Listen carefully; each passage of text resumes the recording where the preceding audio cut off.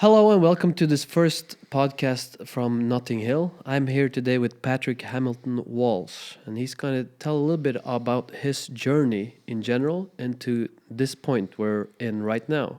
Hello, Patrick. Yeah, thank you for having me. I appreciate it. Thank you for being here. How are you?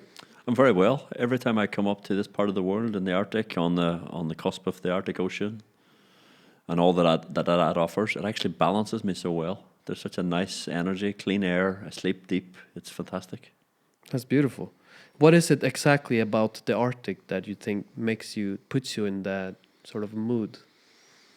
It's almost in the center of the world in a way. Even though it's at the top of the world, it's almost like the world spins around below it. In that regard. Mm-hmm. And when I'm up here, I'm a person who's really connected to nature. I love trees, I love nature, I love swimming in the Arctic Ocean and things like that when I'm here. And there's something very holistic about it. It's almost like the noise and the nonsense of the cities is turned down to zero. And here you can actually hear yourself think again very clearly. So for me, it's a very productive place and it's a very inspiring place. Do you actually swim in the Arctic Ocean? Yeah. I actually was the first person in the world to swim off the coast of all 7 continents, including Antarctica and then the Arctic Ocean as well. Really? So the first time I was coming up here to Kirkenes specifically, the first thing I packed down was my swimming trunks, and I thought I was actually going to go and swim off like anywhere just out in the town. And the guy just goes, "No, there's this beach we can drive out to like 20 minutes away." And I'm telling you, if you look at my Instagram, you'll see some photos from the Caribbean and from the Whitsundays, but this beach is as nice as any of them. Yeah. Obviously, the water is a lot colder, but yeah, I swim. I love cold water because it sort of cleanses my body, and it's there's a lot of benefits of swimming in cold water and having things like that. Absolutely. That's very interesting that you say that because I actually practice. Now in the summer I practice like cold showers, but in the wintertime we every morning we start our day with cold plunges in ice basically. So I have a little bathtub outside and I jump in it, stay there for 2 minutes, and then I get up, and it does wonders to your psyche, your body, everything. It's Body, mind, crazy. soul. The same. I've been having, so in the morning, first thing I do is I have a cold shower. Then I sort of lazily wash myself with soap and all with a warm shower. And then before I leave, I do like a 1 minute cold shower again. And I make a commitment that I live in Stockholm, so every month I go for a swim in the water. So again, same as yourself, we'll break a hole in the lake. Right. And we'll do a plunge, but it's more like 20 to 30 seconds as opposed to 2 minutes. I don't know what's happened, but my feet are getting painful recently, and it doesn't make sense. Because obviously I need to do something. I need to get the circulation going on my feet a bit better. So I like to stay in it, and I like the pain of it. But my feet get so much pain. It's interesting that you say that because that was the first thing for me when it was like I came to about. There's actually some research about this that I listened to this guy named Huberman. You probably know about, but he tells you that like I think this is science by numbers, but he tells you about this that the hippocampus sends you a message at about from like 0 to 30 seconds that is like you have to get out right now or you're gonna die. So that's why you're like, I have to leave, I have to step out of this cold plunge right now because it's risky, it's dangerous for my health. But after those 30 to 45 seconds, then you can pretty much sit there for minutes and minutes. Once you break through it. And I experienced, because I did it, we're going to talk a lot about ice bathing now, but I think it's an interesting topic. But what I experienced is that after when I finally broke through those 30 seconds, then I got much easier and much less painful because I knew that after this barrier, it's not going to be painful anymore. So, something I appreciate a lot. Yeah, highly rewarding in many ways, for sure. Could you tell us a little bit about like your journey? And you can have it as detailed as you want, but honestly, the more detailed, the better. And like from where you started off to where you're at now, and what sort of molded you into the person that you're now. Very happy to do so. So my background is I grew up in Northern Ireland, and the town I come from a village called Clady, which is outside Strabane, and Strabane is the unemployment black spot of Europe. when I was growing up, there was a lot of bombings and shootings and, you know, trouble between Protestants and Catholics and British and Irish and all this type of stuff. And I lived right at the interface of that. So we had our house, there was bombs that went off regularly, which would completely destroy our house and things like that. And the thing that I will say about it for people from sort of nicer societies, and they sort of look at people from war-torn societies or broken societies and think about the kids. But the one thing I will say is that kids are resilient. I didn't know any different. I just thought that was my world. That was what the people I loved were in that world, and that's how the world was for me. I think it's actually more difficult to be poor in a place like Oslo or Stockholm or Amsterdam, because you're poor and you can see Ferraris and Lamborghinis and fancy stuff, whereas we didn't see anything. We were all equally as poor, which means we were all equally as rich, which is quite a unique paradox in one way. When I was 16, I did something which actually set me apart from everyone else then in my trajectory, and that I decided that I wanted more. And to have more of something is quite a hollow statement to make, because more is what? So I said, okay, what does that mean to have more? So I said, okay, let me ask myself two questions. The first question was, if you could have or do any three things in the world, what would they be? So for me, the three things were quite easy. At 16 years old, I knew exactly what I wanted. And the first thing that I wanted more than anything else at 16 was to have season tickets at Old Trafford, watching Man United. It's a great wish. Yeah, I love football, and I was never good enough to play for United, so I might as well watch them every week. The second thing I wanted was to have a Porsche before I was 30. Again, I'd never seen a Porsche in my life, but I had seen them from TV and thought, wow, they're cool.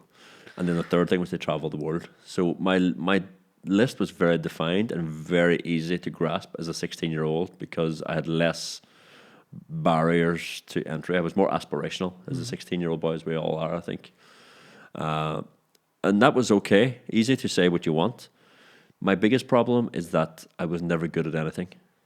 No one ever looked at me and says, Patrick, you've got potential to be this, or you've got skills in that, and you should aim for this path. Everyone just told me, you're basically useless, and you're not going to amount to much in life and things like that.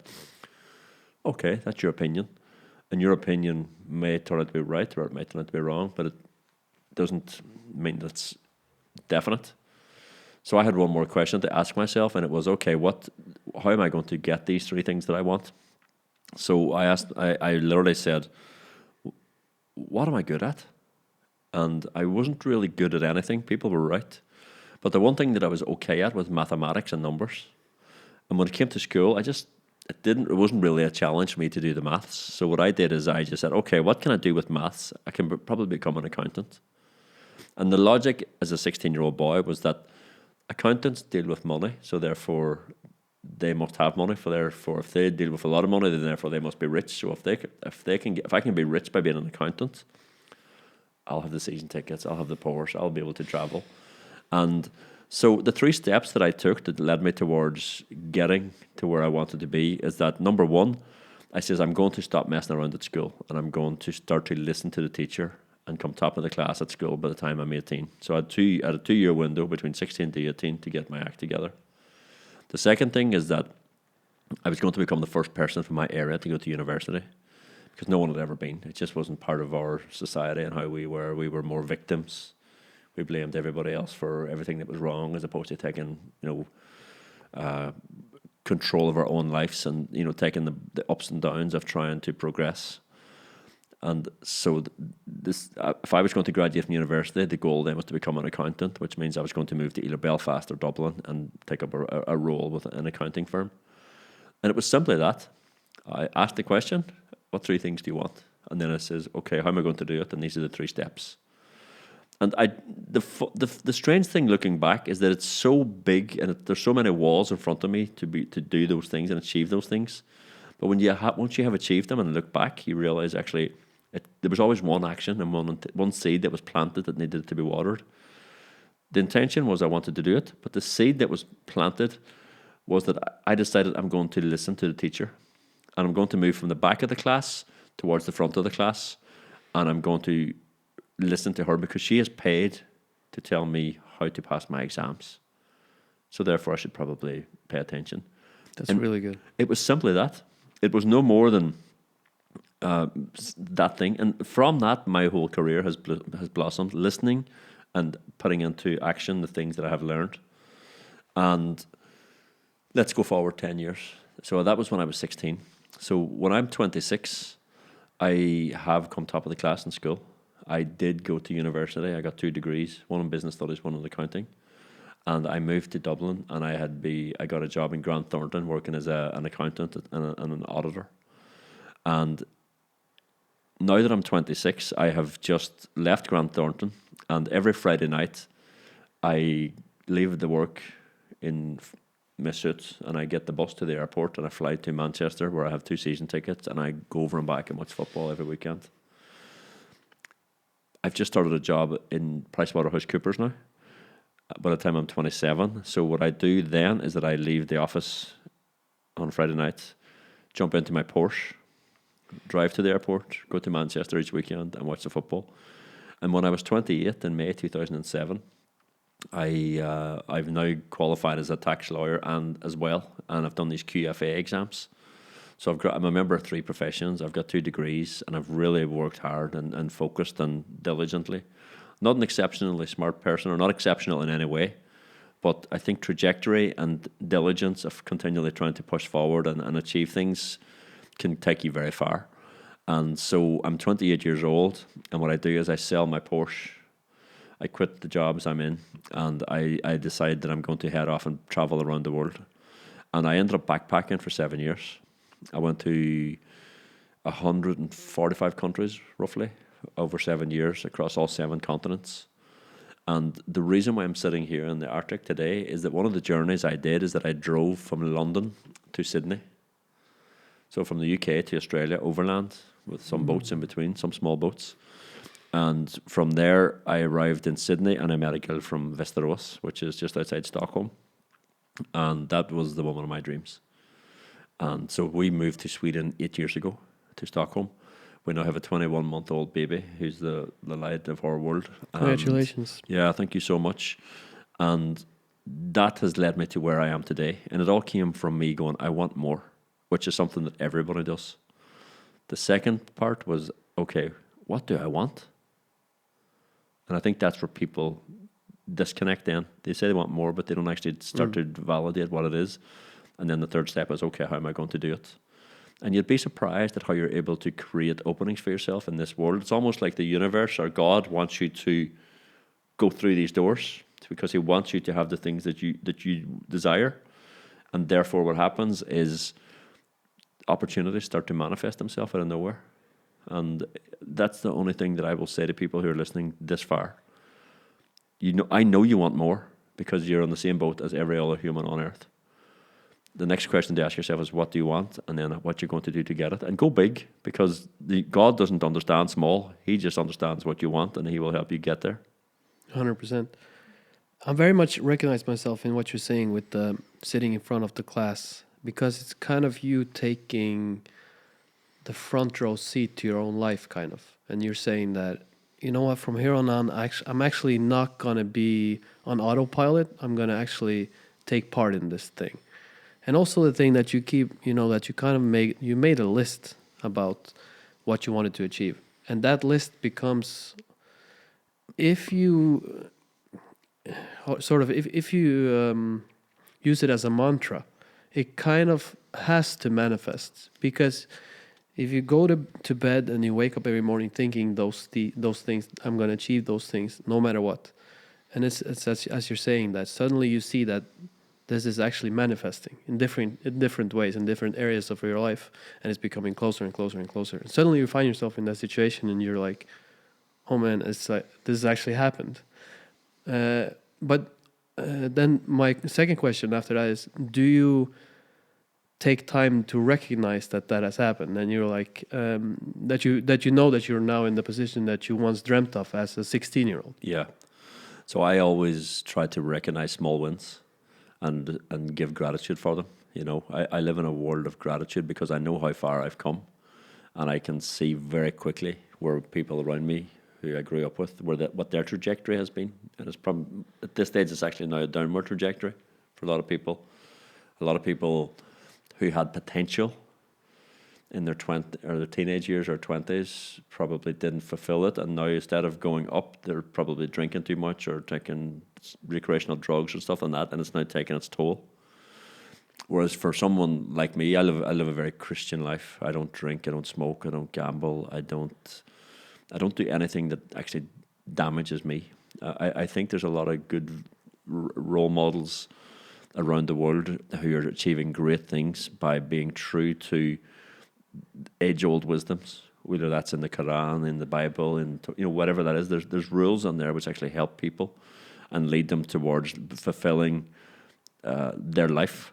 It's not rules that's trying to restrict you from being the person you are, but rules that are actually based on age-old things. If you do A plus B plus C, you'll probably end up at D, and vice versa. If you do the wrong things, you'll end up in the wrong place. So I live a very clean life, and I aspire to do that because I want to do the best for me, and I want to do the best for my wife, and I want to do the best for my kids, and I one of the sort of selfish things that was sort of built into that whole story that I've just told you was that because I grew up in such a rough area, I actually had an inner dialogue that says I do not want this for my kid. And now that I have a child, I'm so lucky and I'm so grateful to that 16-year-old boy that I was that made that decision, but also followed through on it. Because now that I have a child myself, I'm so happy that I'm in a position where I'm able to come to the Arctic and meet great people like you and have opportunities to develop new regions and use the skill set that I have learned as I traveled the world as a man, but also as I've worked in the world as a professional. And use that, because the more energy I create in the world, the more energy I get in return. And energy now is sort of defined as money in a way, because think about what money truly is. It's a flow of energy. We talk about currency as money. Think about the current that goes down the river. That's a currency. We have everything is the flow of energy in some way or another. We talk about the river bank on the side of the river, but we also have the bank where we put our money. And the more energy I can create for other people, then it seems to be that the more energy I can create for myself, or the more I'm rewarded. Because in the universe, the universal laws is that there's no vacuums. What you give out, you get back. These types of things. And the more you give out, the more you put back, and that works for both good and bad. As I traveled the world, one of the trips I did is I made a journey to Antarctica one time, and I traveled on that boat with the guy who set up Victoria's Secret, and I learned a lot from him actually. But the thing that I learned most, because he was in his 40s then, and he was living outside Buenos Aires on his own on a farm with like 24 dogs, very rich, lonely guy. And I made a decision then and it was an agreement I made to myself that I would never ever make money from anything that harms other people. And I says I'll never make money from vice. So vice to me is things like cigarettes, alcohol, drugs, sex, or even things which are on the perception of those societies or those businesses. And a few times I've had opportunities to work for, say, a gambling company and get a really good contract. And I've had to say no, because the agreement I have with myself is that I'm not willing to do something that's going to harm other families. And it's not the guy or the girl who's putting on €10 a week on the football. It's the guy or girl who is starting to get pulled away and putting on their whole salary on 100%. A roll of a dice or something like that. And whenever I look at where our world's going, it's going more and more towards vice and easy money and fast money and things like that. But I think Warren Buffett says that I think he said 98% of his value has been made after he was 70, because he played long-term games with long-term people. And that's the thing that I want to do. I always want to play long-term games with long-term people. And there's too many people who are looking for short wins, short money, and then they're sort of always jumping around. That's a very good point. And to that point, I think it's like, to me personally, it's like I started in film because I dreamt about making films that manifested my view on society and also what I thought about big things like spirituality and those kinds of things. Money was kind of never a part of even that thing. And I think when that's the focus and you kind of follow your passion, probably money will follow, because that's what I'm starting to see, is that money will come but it will come as a secondary. Your main focus, or my main focus, will be on the dream itself, and then you see that people around you that you start to collaborate with or even work with in your same team are starting to become people that you know, that are your friends, that are people that you love, and suddenly you find yourself in a very optimal life situation, sort of. And it's like, these people, I'm working with the people I love. I'm doing things that I truly love and that are benefiting people, that are putting a positive image out in the world, that are not contributing to that whole outlook of that you're talking about with vices and things like that, but it's actually the opposite. And so that people can take those stories and embody them and make them a part of their lives so that they can become better persons themselves. That's kind of the higher goal of that. And when you start to see that that's actually working, I don't think that there's any better feeling in life. Yeah. And I very much agree with what you're saying about the whole not taking part of vice culture, you can call it, because not only will you have a better life and you will sleep better at night, but you will actually make a lot of other people's lives much better. So I think that's a super good outlook to have in general. And I think, just to add to your point as well, just by saying these things out loud, it's almost like it's frowned upon to take that stance that I don't want to be involved in a vice culture, whereas the people in that culture are all hurting. But because it's sort of promoted by the sort of mainstream, Yes. then people think that they have to be sort of part of that, or that's where the energy is going. But the thing that I always bring it back to is light always beats dark. And no matter how dark the room is, if you go in with the smallest candle, that darkness always disappears. That's beautiful. And so I always try to tell people, like, just follow your path. You don't need to, because you as a filmmaker and someone who's into media and production and things like that, you're creating energy and you're creating emotion and you're creating education for people and you're serving it on a plate. And that creates a lot of energy in people's worlds, and therefore long term you do get refunded in the energy coming back to you. Absolutely. And that energy is, in our current world, is the money. Yeah. And too many people are looking for the money first before they put the good stuff out into the world. Exactly, and that's such a good point. It's whatever you do, if you do it like with compassion and you do it with passion, there you will find a way to make money from it. That's just my experience of it, and yeah, I think that's a very good output to have on life. But you mentioned the thing that you don't drink and you don't smoke and all those things. So I'm a very big proponent on all those things. I don't do any of those things. I don't smoke and I don't drink and I don't do any of those vices. But it's sometimes it's a struggle, especially if you have. Let's say if you have a problem with smoking or you have a problem with drinking or whatever. But I think those things are kind of like the foundation of you being able to create a life that you're happy with. But have you ever, like, has that always been the case with you, or is this something that you started recently?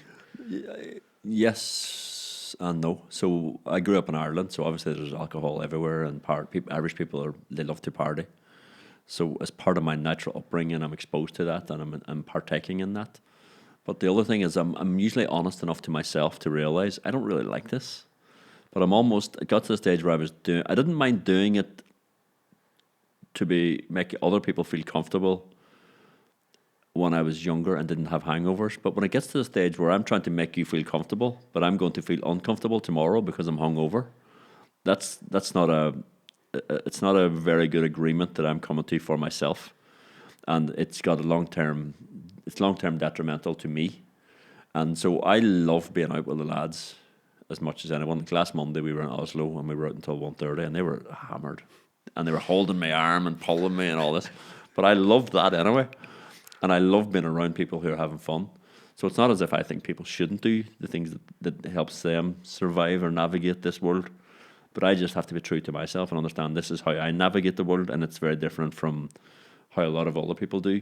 But one thing I will say too is people are probably surprised at how regular and how popular it's becoming for people to step away from that narrative of getting their answers from a bottom of a bottle. Thank God, like I only ever liked beer or champagne. So I was always a light drinker, but I was never much into the bigger drinks or harder drugs or anything like that.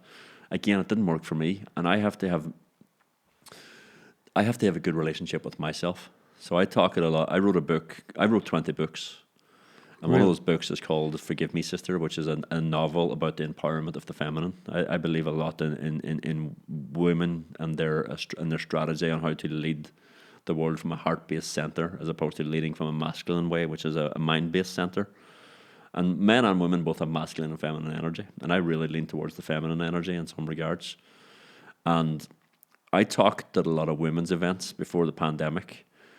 And I used to always talk particularly to women about the relationship they have with themselves, because the relationship that women have with themselves is directly responsible to how they talk to themselves. And if you were to speak to a woman the way she speaks to herself, you would deserve the slapping that you got. So women are very rough on themselves, and I believe that the better relationship you have with yourself, then the higher your self-esteem, the higher your self-confidence, the less manipulated you will be, or less easily manipulated you will be. And the thing that I do to make sure that I have a good relationship with myself is that whenever I say that I'm going to do something, I do it. Whenever I say I'm not going to do something, I don't do it. And I've just give some relationship or some advice to women. Some advice I would say I have for men, which is the same thing. And so there's 4 F's that I have an agreement with myself on. And I look at them in order of this. So the first one, a lot of men say family first. It's family first. It sounds great when you're out with the lads and all that, but it's also not realistic. The 4 F's. First one is fitness. That should be a man's first priority and when I talk about fitness, I talk about your mental, physical, spiritual health. You have to look after all of them, or else you're completely useless. The second one is your finances. Your finances. As men, we have to provide and protect in one regard. So we need to bring something home, and it gives us a good feeling when we're doing well in the finances area. Fitness, finances, and then family. Because with the first 2, that allows us to provide for our family and deliver and help, for me to help my wife, help my kid, and provide opportunities for them. If I'm missing either of those, I'm not providing as well as I could, and I'm letting my family down a little bit. My wife has a great job. She's a CFO. She's a rock star in her own regard, but I still want to stand side by side with her. She makes more money than me. Great, fantastic. But I still want to be a man who contributes, and by having these first 2 ready. So fitness, finance, family, and then friends. You need to make time for your friends. And these all apply to women as well, but I think as lads, we need to have that time where we can just sit around as men and talk. Because women are probably a lot better at making sure they have that time with the girls, and we can drift a lot. So I think it's important that we have those 4. And that's an agreement that I have with myself as an example, that I'm going to do those things and follow them in that order. So we need to make money, okay, but first of all, I need to stretch, I need to meditate, I need to pray, I need to do breathing exercises, whatever that is, because that all contributes to my fitness. I need to go to the gym. Then I must build it around, because those structures won't move. So I need to find space for those things in my life, and it's important that I make sure that they're regular. I agree with that very much, and especially on the fitness and finances. It's kind of like those they're pillars for you to be able to live the life that you want to live. Fitness especially is close to my heart, because it's like when I have that under control for that day, then that's going to be a good day. If it's not under control for that day, this day is not going to be an optimal day, or not even a good day. And of course, with the finances, it's like, I don't know. It's like, of course it's necessary, but then it's like the level of finances that you're at, and that the level of finance that you want to go to is also a topic that you can talk about. But those are those are incredible, vital in your day to day, and that's what's so important. But to me personally, it's the friends part of it is something I have to become better at, because I like, even now just sitting and talking about this is something I really appreciate. Like this is a good atmosphere, and it's like it does things to my mind that is very good. So that's absolutely something I would want to become better at. But you have to take that ball yourself. Yeah. You have to see it as I think the best analogy I have for you to help you is think about 4 plants in a room, one on each corner. Sometimes you have to water the finance one more. Sometimes you have to water the family one more. But they all need to be watered regularly, or one will die. Exactly. And if one dies, then you actually fall out of balance in your life, because you need the fitness, you need the family, you need the So women deserve the compliment on that one, because they're sort of better at getting that a bit right. They're probably less good at looking after their own fitness, spiritual, physical, mental fitness, because a lot of the times they're trying to fit in or validate themselves. Men are probably better at that one, and women are less good. But the men are probably less at taking that time with their friends and talking things out and just chatting. Yeah, absolutely. And also, see, at my fiance, she is always like she creates this mind space where all of those key factors need to be embraced on a day-to-day. And that I don't think guys are equally good at that, especially when it comes to friends, maybe, because I think some guys are, especially like me, it's like we kind of take it for granted sometimes, and then we pick it up at a time where it suits us, and that it could be detrimental to a friendship, but definitely worth keeping in mind. But what is in your future, Patrick? Like, where do you see yourself in 10 years from now? I see myself on all of those things. Yeah. So at the moment, fitness one is consistency. I have to build really solid strategies and plans into my spiritual, mental, physical health, which allows me to maintain the fitness. Because I turned 45 on Friday. Congratulations. And I love birthdays, and I love getting older, because there's so much that comes with being older and being more sort of understanding of my place in the world and who I am, but also who I'm not. And I like that. I like getting older. But I still then have to be aware of the physical side of it and things, At the same time, when it comes to the next few years, when it comes to the finances side, I don't know what the statistic is for women, but men are in their peak earning years between the ages of 42 and 50. So I'm in that block where I have to make hay when the sun shines, type of thing. And I'm sort of, I've got to focus on that. But at the same time, I don't want to make money to the detriment of my fitness. So I want to work with good people. I want to play long-term games with long-term people. And I want us all to win together. And if we all win together and we all can sit around the table and fight over the bill, that's awesome. The last thing you want to be is the one rich guy at the table who's everyone resents because you are the one rich guy at the table. That's beautiful. So for me, it's about all the ships rising with the tide. I think that's important. Family is my core thing. I love my 2 girls at home, my wife and my daughter, and that's a new experience for me now to see this baby become a toddler, and she will sort of progress through her life, and it's amazing to relive the world again through her eyes. Like I remember in the summer, one day we spent 30 minutes just looking at goats. You never do that until you have a kid again. And it was like, nah, going through that whole thing, and it's like, this is mindfulness. Just being with the goats and looking at them for 30 minutes, whereas I never had 1 minute. I never had 2 seconds to look at a goat before. So I'm reliving my life again through her eyes. And then obviously the friends thing, to me that's a more challenging one, because I'm an Irish boy who has left his community. So I've left my childhood friends behind. And as I travel the world, I have a magnetic energy anyway, where people do want to be my friend. But the challenge with being outside your own local community is that you're always the new guy. So you always have to tell your story over and over again. So it's something that I really want to consolidate now as a really good group of friends who are close, and not just in Stockholm, but also in Norway, in the places where I will be regularly. And sort of the way that I will do that is by, again, what I give out is what I get back. Friendship is something that you give, and then you receive it in return. And I think it's the same as being being in a relationship with my wife. I have to give her love to receive love. I'm not putting my hands up going, where's my love? Where's the agreement that you signed for me? I think women are amazing. I think the love that they have and the love they possess and what they require back for just giving them a bit of love is not that much, but they give you so much just by being in there and letting them know that they can trust you and that they can depend on you and you will be there for them when times are tough. It's so rewarding to be to have a wife. It's the best. I think getting married has been the greatest thing that's ever happened to me. That's really good. I also think that, the way a society looks at women and how they treat women is how well a country will do. Yeah. So I think a lot of things depends on that. Yeah.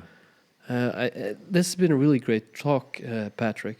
I just want to, because you mentioned all these things that you can use as an entrepreneur in your life, and especially about the things sitting in front of class, and also basically the foundation of how you construct your life. But if there was like a 16-year-old person sitting on a chair right there, what would be like the main takeaway that you would want to give to him for him to be ordered to say, I'm going to be like that one day? Yeah. Very, very simple. I just say to people, remember these words: I am enough. I am enough. Like, you are enough. God needed one of you on this planet at this time, and therefore you're here. And although it is tough, although there's challenges, it is up and downs. From the fun times and the happy times are almost a celebration of overcoming the tough times. But life is struggle, and the struggle is where you create the magic. Like 20 books, they were all struggle, but it's the reward of, everything is the reward of the struggle. And therefore, I would say to people, like, always be kind. I don't really have any intention to be nice to people, because I think being nice is exhausting. But my intention is to be kind to people, because kindness carries gravity. There's a weight behind kindness. People feel kindness and support. And I mean, just talking to some of the colleagues today and helping her to understand her place in the world, that's coming from a place of kindness. I'm not trying to be nice. So I say to people, like, you are enough. Remember that. Keep repeating it. You are enough. And your strategy for living should be kindness. And if you're looking for a partner, there's 3 things that you're looking for. Number 1 is kindness. Number 2 is kindness. Number 3 is kindness. Because if you can find someone who's kind and kind to you, everything else drops away. Looks will come and go, money will come and go, but somebody who's kind and soft in their heart and giving in their heart will provide you, that's what you're looking for in a partner. And you won't find that on an app. No chance. Like, no photograph can tell you how kind someone is. So that brings me to the Arctic. And the project we're building here is a magical part of the world with a lot of possibility. And it's almost like the winds of change are blowing, and they're blowing in the favour of this region. Right at the top of the world in Europe, we have Norway, which sort of runs that whole coastal development of the Arctic Ocean. And we also are sitting in a country which is one of the most beautiful countries in the world. Like, most people don't know much about Norway, but one thing they will know is that place is something to see.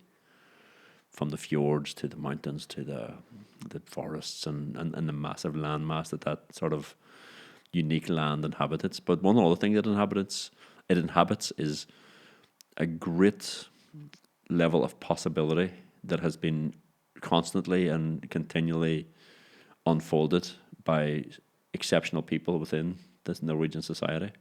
There's a lot of innovation, there's a lot of creativity, there's a lot of possibility in a society like this.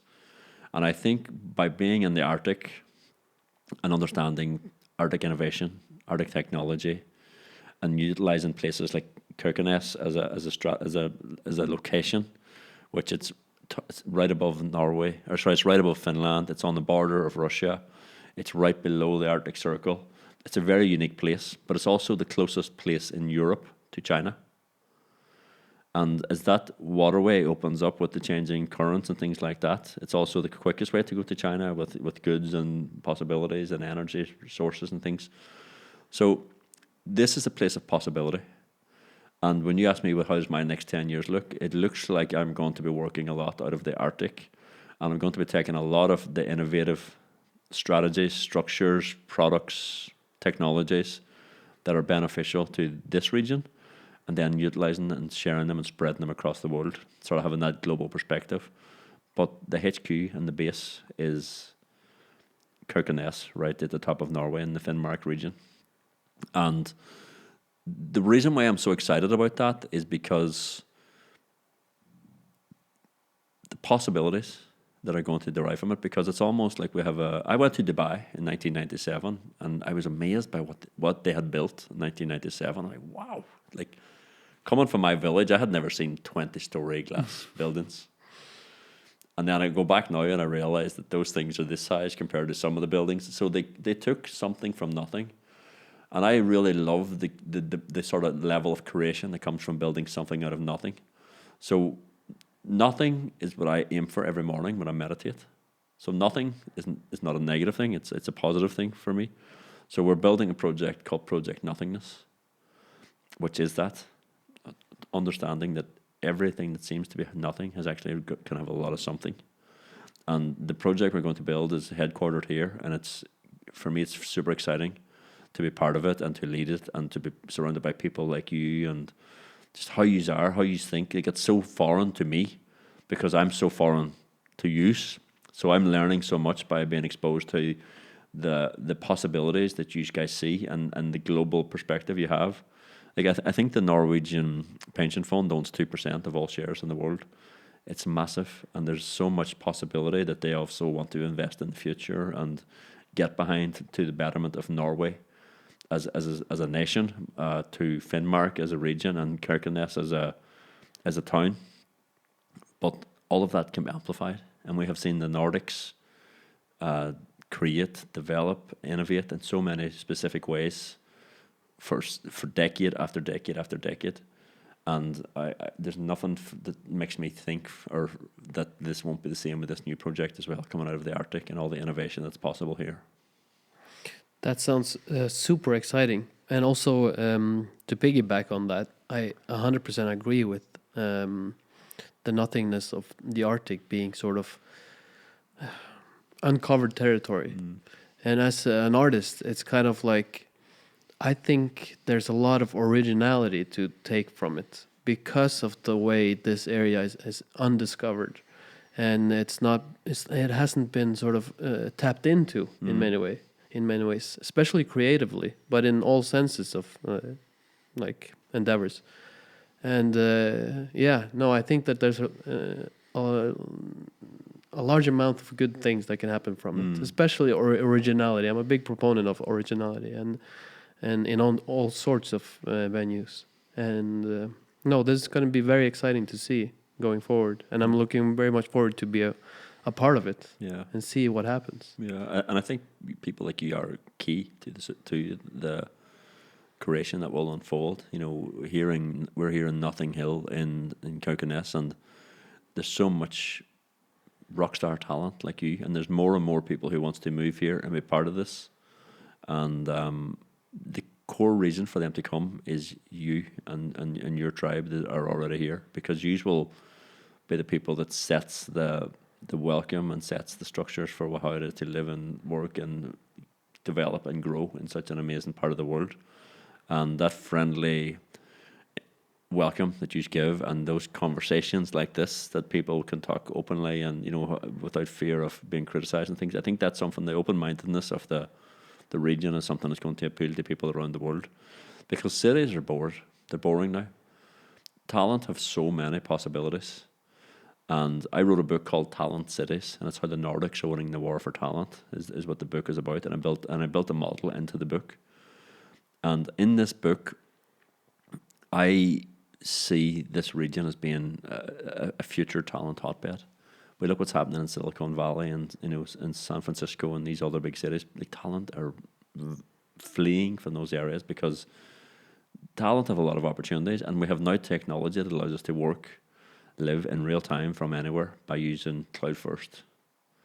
We can connect to teams all around the world, and to live in a place where you can have you can live and swim and hang out around the Arctic Ocean during the summer, but in the winter you can dog sleigh and see the northern lights and climb up frozen waterfalls and go hiking and all that. There's enough content here for 3 years of good Instagram, you know. So if you want to live and work in a place where you can get 100,000 followers extra just by being around, this is it. 100%. Because it's non-stop content. Only with ice bathing you can do that. You know, Absolutely It's agree. amazing. Yeah.